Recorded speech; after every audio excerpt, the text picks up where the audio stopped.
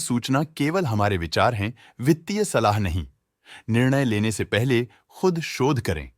किसी भी लाभ या हानि के लिए हम उत्तरदायी नहीं हैं।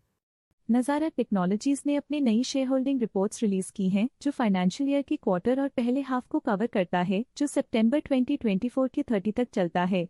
ये रिपोर्ट कंपनी के शेयर्स की डिटेल्ड जानकारी देता है, जिसमें promoters, promoter groups, foreign investors, public investors और सरकारी एंटिटीज शामिल हैं। पब्लिक द्वारा हेल्ड शेयर्स का परसेंटेज 67.13% से इंक्रीज होकर 2024 के सितंबर में 68.03% तक का इंक्रीज से देखा गया। ये चेंजेस स्टेट है कि ब्लिक की इन्वेस्टमेंट कंपनी में क्वार्टर टू क्वार्टर इंक्रीज हुई है। डोमेस्टिक इंस्टीट्यूशनल इन्वेस्टर की शेयर होल्डिंग में थोड़ा डिक्रीज आया 2024 के जून से 2024 के सितंबर में, जो दिखाता है कि डोमेस्टिक इंस्टीट्यूशंस ने अपने स्टेक को -4.56 से डिक्रीज किया है। FII फॉरेन इंस्टीट्यूशनल इन्वेस्टर्स ने अपना शेयर होल्डिंग जून 2024 में 6.05% से सितंबर 2024 में 9.71% तक इंक्रीज किया। ये बताता है कि फॉरेन इंस्टीट्यूशंस ने कंपनी में अपना इंटरेस्ट 3.66% तक इंक्रीज किया है। चलिए इन्वेस्टर्स के स्टैटिस्टिक्स पे नजर डालते हैं, जो शेयर होल्डिंग पैटर्न में फ्लक्चुएशंस का कारण बन सकते हैं।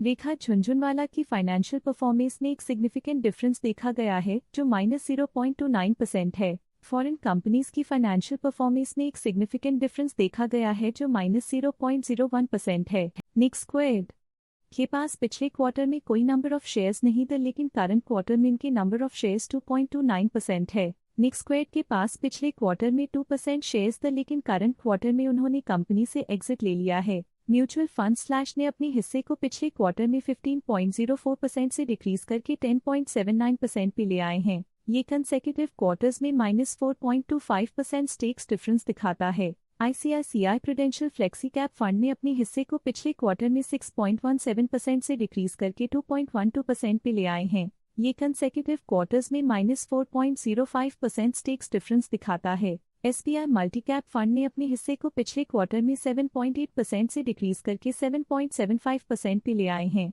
ये कंसेक्यूटिव क्वार्टर्स में -0.05% स्टेक्स डिफरेंस दिखाता है। लेटेस्ट क्वार्टर में ऑल्टरनेट इन्वेस्टमेंट फंड्स ने स्टेक होल्डिंग में इंक्रीज देखा, जिसमें 0.03% का अपटिक देखा गया। इंश्योरेंस कंपनीज ने अपने हिस्से को पिछले क्वार्टर में 1.4% से डिक्रीज करके 1.23% पे ले आए हैं। ये कंसेक्यूटिव क्वार्टर्स में -0.17% स्टेक्स डिफरेंस दिखाता है। लेटेस्ट क्वार्टर में NBFCs रजिस्टर्ड विद RBI ने स्टेक होल्डिंग में इंक्रीज देखा, जिसमें 0.01% का अपटिक देखा गया। Aditya Birla Sun Life Insurance Company Limited current quarter में 1.23% शेयर्स के साथ कंपनी में एंटर किया, जबकि प्रीवियस क्वार्टर में उनके पास 0% शेयर्स थे। Aditya Birla Sun Life Insurance Company Limited previous quarter में 1% शेयर्स ओन करते थे, लेकिन करंट क्वार्टर में उन्होंने कंपनी से एग्जिट ले लिया है। इस पिछले क्वार्टर में फॉरेन पोर्टफोलियो इन्वेस्टर्स कैटेगरी आई की स्टेक होल्डिंग में एक नोटवर्दी इंक्रीज देखा गया। उनकी स्टेक होल्डिंग में 2.94% का सिग्निफिकेंट इंक्रीज देखा गया।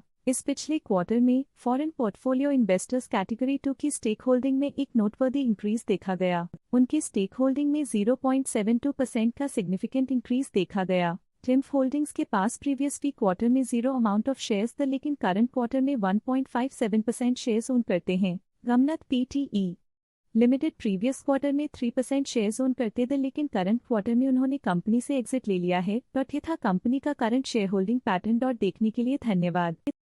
स्टॉक लेटेस्ट न्यूज अपडेट के लिए चैनल को सब्सक्राइब करें और वीडियो को लाइक एंड शेयर करें।